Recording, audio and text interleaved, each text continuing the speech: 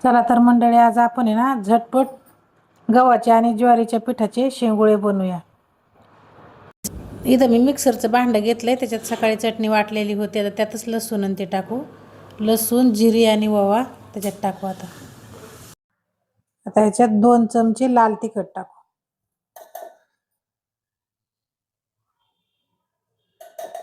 आणि एवढी कोथिंबीर टाकली।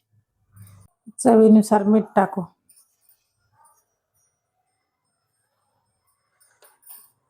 आता हे मिक्सर मध्ये बारीक करून घेऊ आपण।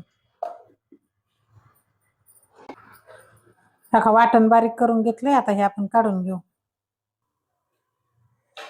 इथे 1 डबा मी ज्वारीचं पीठ घेतलंय, 1 डबा गव्हाचं घेतलंय। आता हे चांगलं असं मिक्स करून घेऊ आपण। आता हे वाटण आपण याच्यात टाकू। 1 चमचा हळद घालू याच्यात। आता हे असं मिक्स करून घेऊ आपण।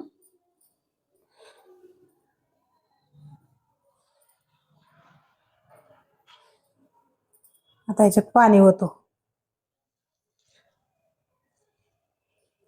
आता हे मळून घेऊ आपण पीठ। असं घट्ट मळायचं, लय पातळ नाही मळायचं।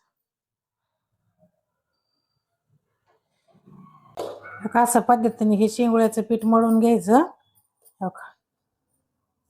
एवढं निबार मळायचं। इथं मी कढईमध्ये मेथीच्या काड्या टाकून घेतल्यात, कारण मेथीच्या काड्यात शेंगुळे शिजले का इतके छान लागत येतं। पण मेथीच्या काड्यात शिजून एकदा बघा तुम्ही, खूप छान लागते। तर त्याच्यासाठी मी मेथीच्या काड्या घेतल्यात। आता आपण याच्यात ना पाणी ओतू। बघा, 1 अर्ध पातेलं मी पाणी ओतलं याच्यामध्ये। या पाण्याला उकळी येऊस्तोवर आपण शेंगुळे लाटून घेऊ।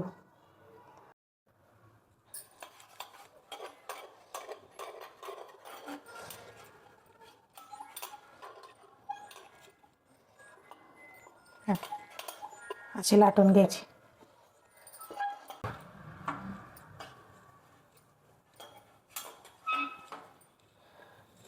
अशी लाटून घ्यायची।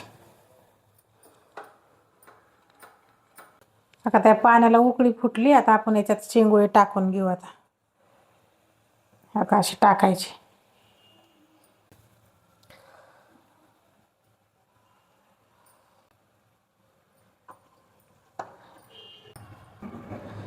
आता शेंगुळे टाकून झाले आपले। आता याच्यात थोडंसं तेल टाकायचं असं वरून, म्हणजे एकमेकाला चिटकत नाहीत ते।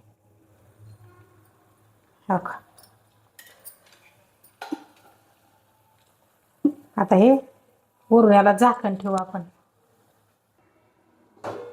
याला झाकण ठेवलंय। आता 1 10 मिनिटं उकडून द्यायचे चांगले। आता आपले 10 मिनिटं झालेत, आपण झाकण काढून घेऊ। आता आपले शेंगुळे शिजले। आता याला काढून घ्यायचे ना आपल्याला, तर आपण गॅस बंद करू आणि याच्यावर थोडंसं असं गार पाणी मारू, म्हणजे आपल्याला ते काढून घेता येते। अशी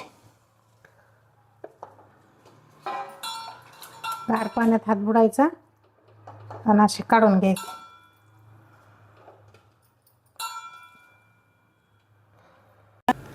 आपले शेंगुळे तयार झाले। आता तुम्ही पण अशा पद्धतीने एकदा करून बघा, खाऊन बघा आणि आम्हाला कमेंट करून सांगा कसे झालेत ते।